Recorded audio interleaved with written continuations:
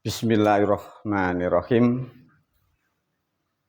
Para santri dan murid dimanapun berada, selamat malam dan sugeng rahayu. Alhamdulillah guru masih membuat video lagi dengan judul CV Sedot Dosa. Para murid dan santri selalu senyum dan selalu berbahagia ya. Pada malam hari ini guru belum melanjutkan videonya dengan judul peradaban baru, itu nanti lebih masuk dan lebih ke dalam. Namun sebelum melanjutkan video itu hari-hari besok, guru menyisipkan melalui video ini dengan judul Sedot Dosa. Para murid dan santri juga para pemirsa dimanapun berada, siapkan pemikiran Anda dan siapkan penalaran Anda dan siapkan data-data yang Anda sudah pahami, yang sudah Anda dapat baik dari video guru ataupun dari pengalaman dan pendidikan yang lain dimanapun berada. Melalui video ini para murid dan santri diajak menggunakan kecerdasan, menggunakan akal pikiran sekaligus menggunakan indera-indera yang para murid dan santri juga pemirsa yang dimiliki ya. Ini betul-betul diajak berpikir oleh guru sesuai dengan judul dari video ini. Para pemirsa, guru sedikit bercerita tentang adanya video ini. Setelah 1 minggu kemarin guru menyelesaikan video dengan judul Peradaban Baru yang volume kelima. Dari volume kelima sampai ke-6 itu kan ada jeda para santri ya, kurang lebih 3-4 hari. Dari tidak sempatnya guru membuat video itu ada peristiwa yang dialami guru dengan keadaan dan kondisi yang ada di Negara Kesatuan Republik Indonesia. Pada intinya minggu kemarin guru ini merenung sekaligus menganalisa tentang kehidupan dan terutama tentang faktor ekonomi. Satu, melihat banyaknya ekonomi yang semakin kurang baik di negara kita, dan guru pun juga mendengar, juga mendapatkan sesuatu pemahaman dan penglihatan dari ekonomi terutama rakyat yang di bawah sangatlah sulit. Dan itu pun juga mengefek atau berdampak kepada ekonomi guru. Jadi seminggu kemarin guru ini melamun ya di sawah. Karena guru keseharian ini kan di sawah. Sebagai seorang pendidik dan sebagai seorang ayah, guru melamun menganalisa mengapa ekonomi saya, ekonomi guru ini pun juga kurang baik bulan-bulan kemarin itu. Sehingga guru menganalisa apakah mungkin ada yang salah, ataukah saya ini terlalu banyak dosa, ataukah saya meninggalkan perintah-perintah dari orang Arab sehingga tidak tunduk dan tidak patuh dari perintahnya orang Arab sehingga saya berdosa, sehingga ekonomi saya kurang baik. Bahkan sampai minggu-minggu kemarin mobil guru ini dijual. Ya karena itu ekonominya sulit sekarang. Nah, waktu merenung di sawah para santri, guru menganalisa, ingin mengecek, karena sejak kecil guru pun sudah diajarkan dan diterangkan oleh guru-guru kita bahwa tatkala manusia itu terutama tentang ekonomi kurang baik, manusia itu diatasnamakan selalu banyak dosa dan banyak dosa karena tidak mengikuti program dari negara Arab sana.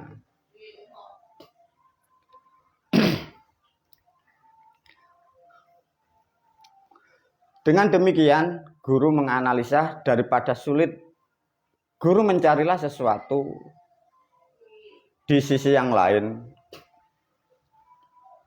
Mengapa di situ? Guru menganalisa barangkali dosa saya banyak, mencarilah suatu keyakinan atau keimanan saya. Katanya manusia itu kalau dosa itu kan dicatat oleh para malaikat ya. Dijeda sedikit. Dewi, airnya Dewi.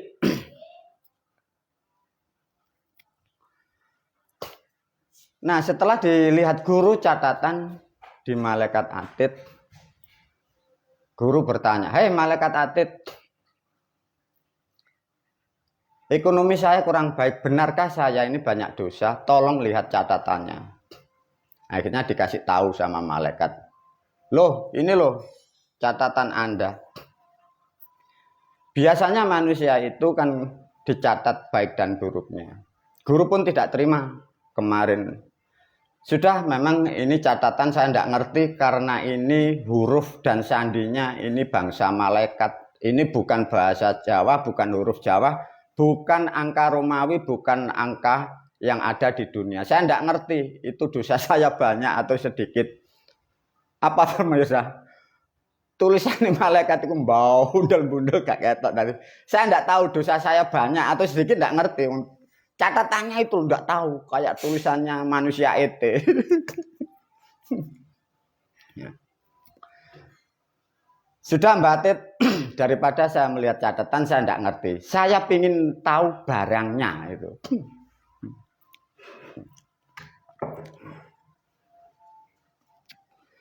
Sudah, tunjukkan barangnya dosa saya seberapa. Akhirnya saya ditunjukkan di tempat tertentu. "Hai Mustafa, itu loh dosa Anda, ukurannya sebanyak itu." Para pemirsa, guru ini kaget. Loh.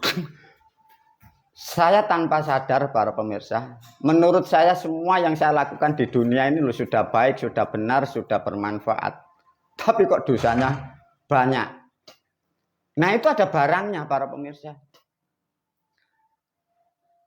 Saya ukur, saya lihat kurang lebih itu 6 kubik. Ya. Kok tahu guru? Ya makanya guru ini ingin tahu dosa guru ini sebanyak apa. Tapi tidak lihat catatan. Karena catatan malaikat itu memakai huruf, angka, tidak ada persatuannya. Persatuan dunia atau persatuan nasional tidak tahu. Jadi malaikat itu mencatat manusia itu sesukanya, karena maka guru tidak ngerti maksudnya itu. Tapi lihat barangnya, dosa guru ini saya lihat itu kurang lebih ya, menurut tafsiran itu 6 kubik. Dan 6 kubik itu guru mempunyai patokan karena dosa guru ini ditempatkan atau diwadahi itu dari bis beton, tahu para pemirsa?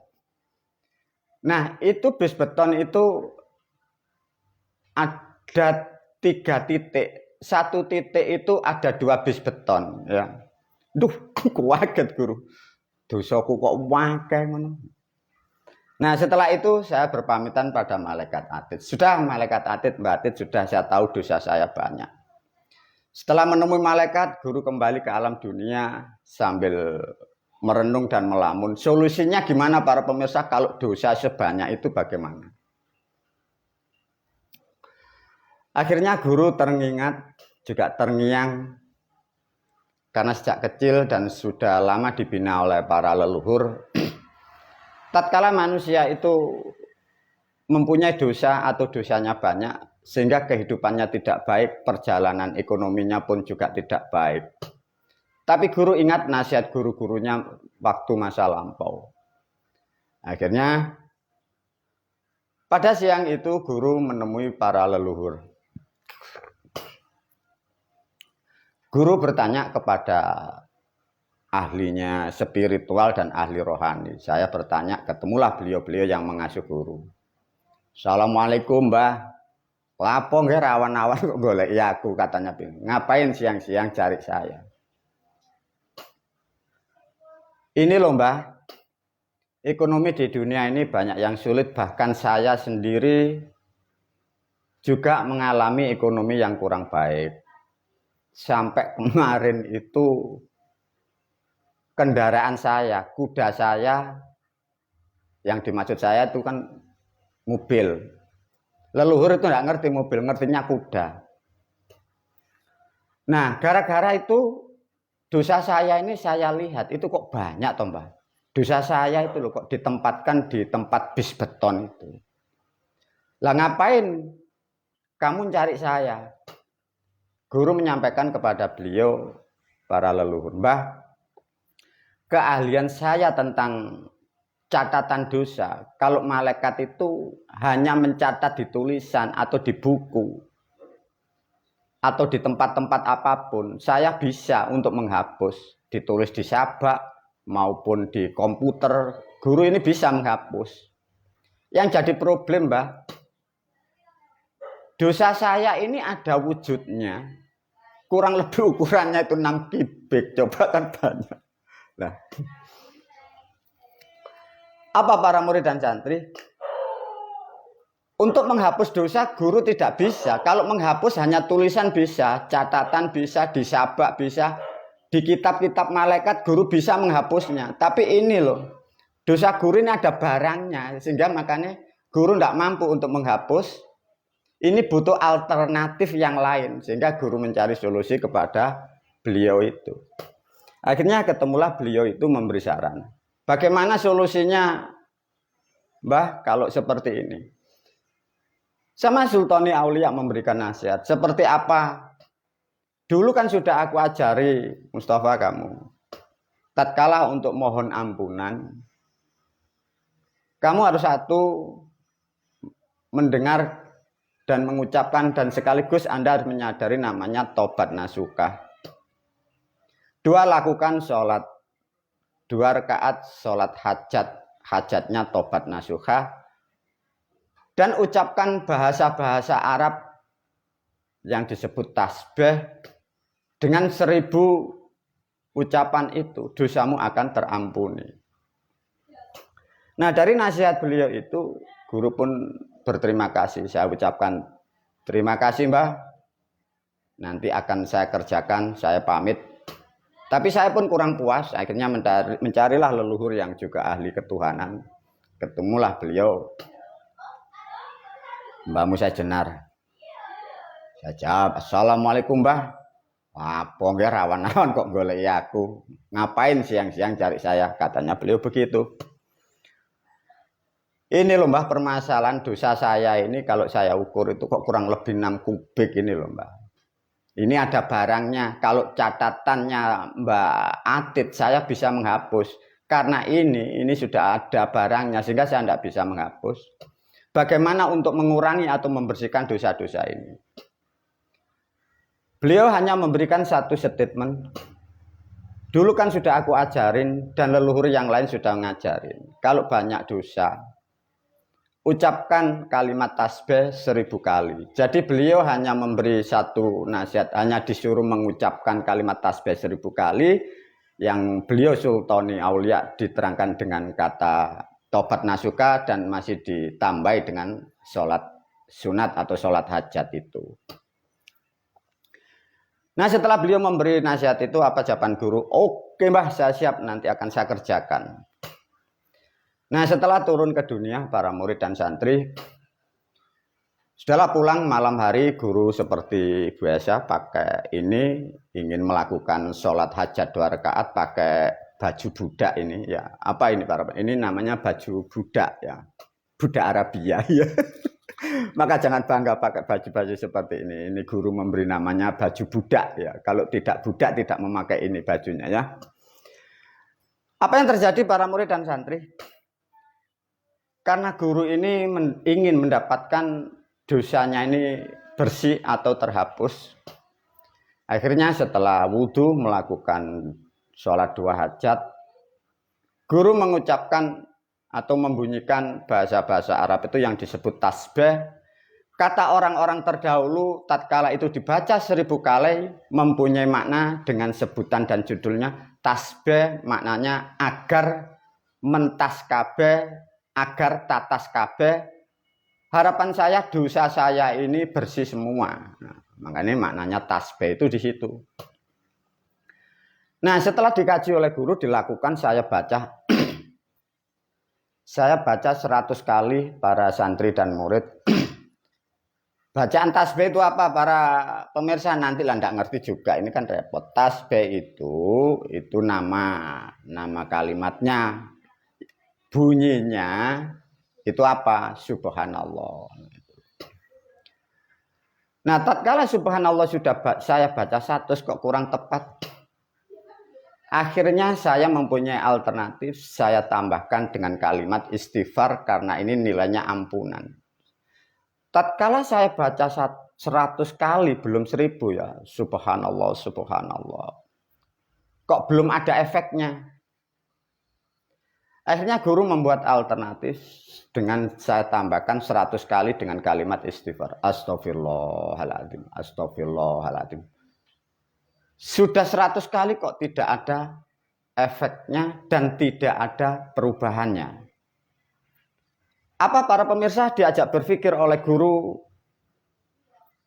Sebagai manusia mengharapkan ampunan kepada Tuhannya, melakukan sesuatu nasihat dan arahan dari orang-orang terdahulu, dan kita disuruh pun mengucapkan satu kalimat-kalimat yang kita yakini kalimat adalah mohon ampunan. Kalimat tasbih saya ucapkan tidak ngefek. Saya ucapkan istighfar tidak ada dampaknya. Akhirnya guru menganalisa. Loh ya lupa. Tatkala saya waktu melakukan sholat hajat, saya mengucapkan kalimat tasbih dan kalimat istighfar, pikiran saya ini menghayal ke langit. Harapan saya dan gambaran saya lupa. Ilustrasi saya, Tuhan ini di Loh Mahfudz Sidratul Muntaha di langit sana, sehingga saya mengucapkan itu tidak ada hubungannya, sehingga tidak terkonek. Akhirnya guru ingat dengan dalil-dalil yang diajarkan kepada kita, bahwa sesungguhnya Tuhan yang disebut adalah Allah lebih dekat dari urat nadi, sehingga guru sadar, loh subhanallah, lupa. Akhirnya guru mengucapkan kembali dan membunyikan kalimat itu kembali. Saya baca yang istighfar dulu. Saya baca sampai 100. Astagfirullahaladzim. Astagfirullahaladzim. Sampai 100 kok enggak ngefek. Saya teruskan lagi kalimat tasbih subhanallah. Subhanallah. Sampai 100. Tidak ada efeknya dan tidak berdampak apapun kepada kehidupan saya. Dan tidak ada hubungan apapun dengan dosa yang 6 kubik tadi. Apa yang saya pikir para murid dan santri, dan apa yang Anda pikir seharusnya dari pemahaman seperti ini. Tatkala manusia dididik, katanya diajarkan bahwa Tuhan lebih dekat dari urat nadi dari manusia, artinya dekat dan sangat dekat. Tatkala manusia itu memohon atau minta ampunan kepada Tuhannya, tatkala doa itu diterima oleh Tuhan, artinya Tuhan itu bekerja atau tidak. Nah, tatkala manusia sebagai umat ingin meminta ampunan kepada Tuhan dan Tuhannya lebih dekat dari urat nadinya, manusia minta ampunan. Seharusnya Tuhan ini berdampak kepada tubuh kita, berdampak kepada gerak kita, karena lebih dekat. Tatkala manusia minta ampunan, tatkala Tuhan mengampuni dosa manusia itu, kira-kira Tuhan itu bekerja atau diam? Artinya dia bergerak, dia bekerja. Artinya di dalam ada geluduk, geluduk, geluduk. Nah, tapi guru tidak melihat dan tidak merasakan, wah ini tidak connect ini. Wah, apa para murid dan santri? Masa Tuhan ini lebih dekat dari urat nadi, kata guru-guru kita. Guru minta ampun kepadanya yang di dalam saya, agar dosa saya diampuni, dosa saya yang 6 kubik ini biar diambil oleh Tuhan. Tapi nyatanya tidak ngefek. Kalau toh memang dosa saya diampuni oleh Tuhan dan diterima doa saya, dan Tuhan yang di dalam urat nadi dia bekerja dan bergerak, pasti kalian mendengarkan, wing gertek-gertek, wing gertek-gertek kan gitu. Lah ini tidak dengar guru lah. Ini problem lagi para murid dan santri. Problemnya gimana? Nah, ini problem repot ini. Kita punya Tuhan katanya lebih dekat urat nadi, kita mohon ampunan, kita tidak ngefek, tidak ada gerakan di dalam nadi kita. Nah ini kan tidak ada ini. Nah ini lantas gimana ini nanti? Nah dari cerita ini apa para pemirsa? Saya sebagai manusia selalu yang suka ingin mengetahui dan ingin menggali lebih dalam. Nanti diajarkan.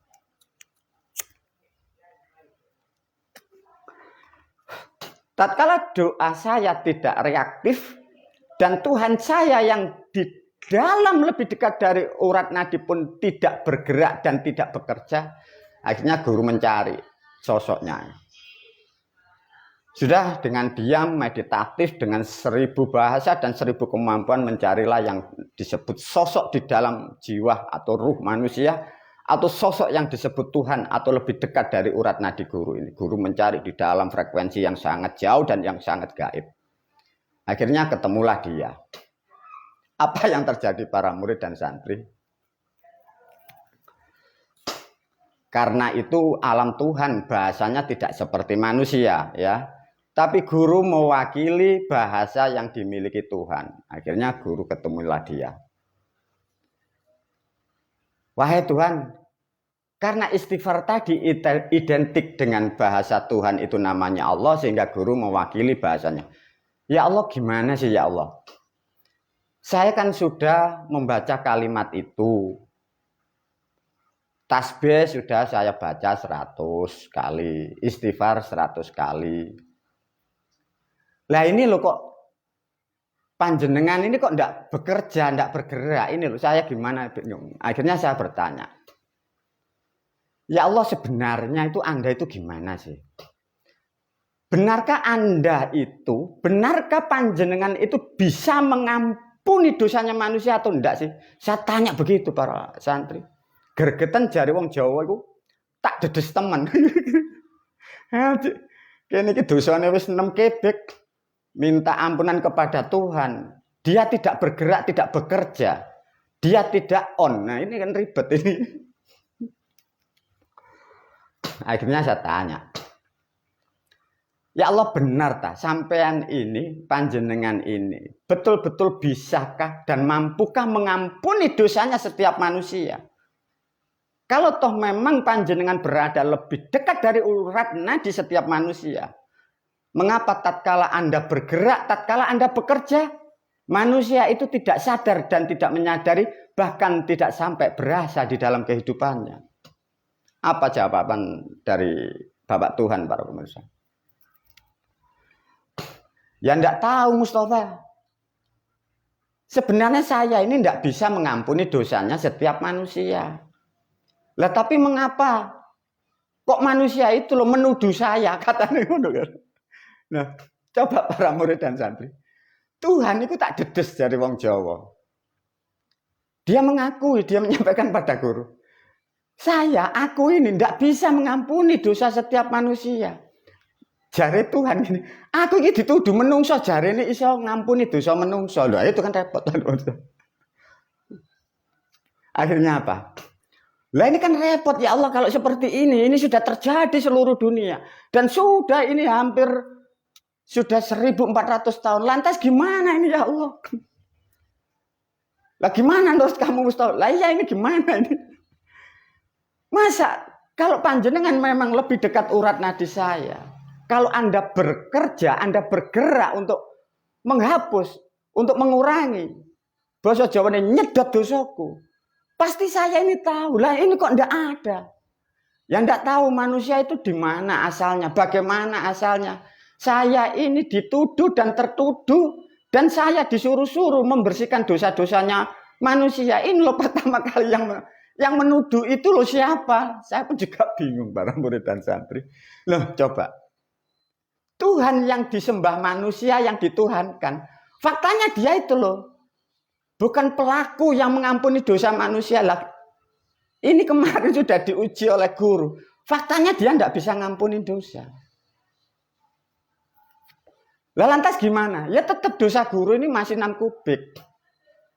Akhirnya guru ini berbagi sama Tuhan itu. Wah, kalau begini kan ribet ya Allah. Lah terus gimana menurut kamu Mustafa? Gini aja. Bapak Tuhan gini, sampai kalau tidak bisa ngampuni dosa manusia. Tak kasih contoh Bapak Tuhan. Ada pekerjaan manusia, itu yang dilakukan kurang lebih 11 tahun. Perbuatan manusia itu tidaklah baik atau disebutlah buruk atau tidak sopan. Dilakukan selama kurang lebih 11 tahun. Dari 11 tahun itu, perbuatan itu hasilnya itu kumpul jadi 1, jadi 3 titik, jadi 6 bis beton. Jadi 1 titik 2 bis beton. Itu namanya tinja para pemirsa. Artinya si Tuhan tak kandani. Si Tuhan tak bilangi. Begini loh Bapak Tuhan. Seperti apa yang aku alami. Saya punya rumah. Di keluarga saya asalnya ada 7 manusia. Setelah saya tempati selama 11 tahun. Di dalam bis beton itu, kotoran itu, dari perbuatan manusia yang tidak sopan, perbuatan yang tidak baik, perbuatan waktu melakukan itu harus ditutupi, karena itu dinilai tidak baik. Dan hasilnya itu menjadi kurang lebih 6 kubik.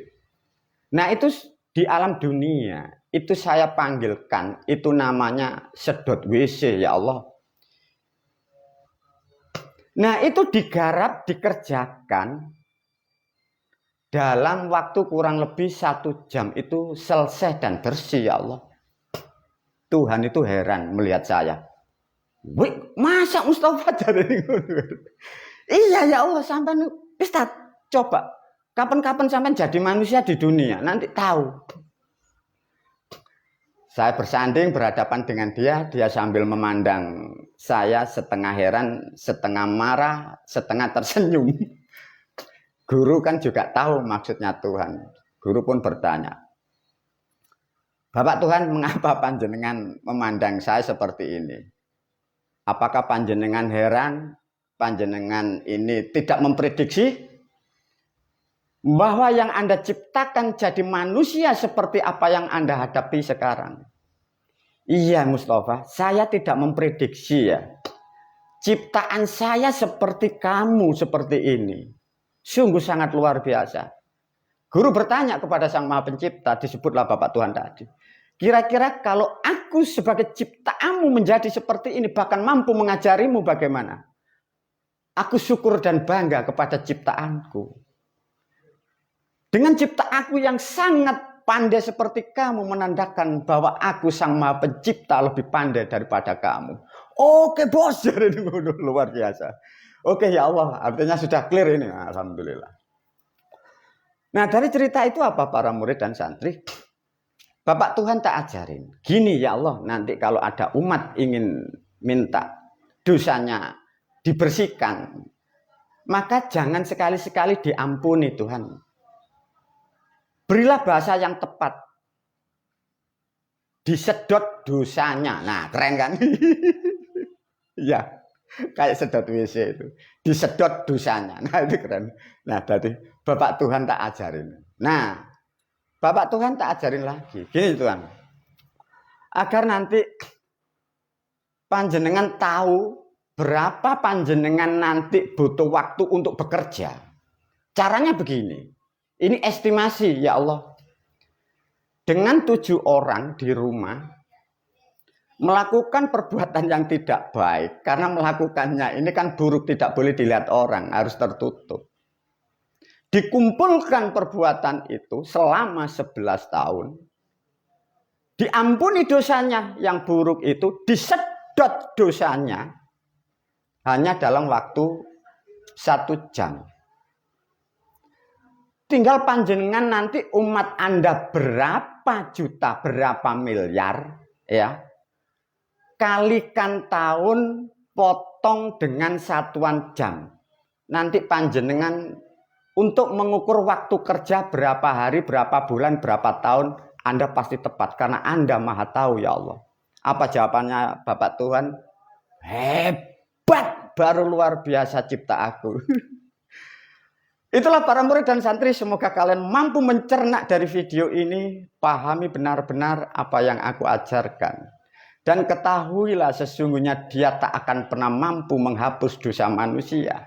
Ada bahasa yang baru. Sesungguhnya dosa manusia tak akan pernah diampuni, tapi ada alternatif. Sesungguhnya dosa manusia bisa dengan cara yang paling efektif, hanya namanya dengan CV sedot dosa. Wabillahi taufiq wal hidayah. Assalamualaikum warahmatullahi wabarakatuh.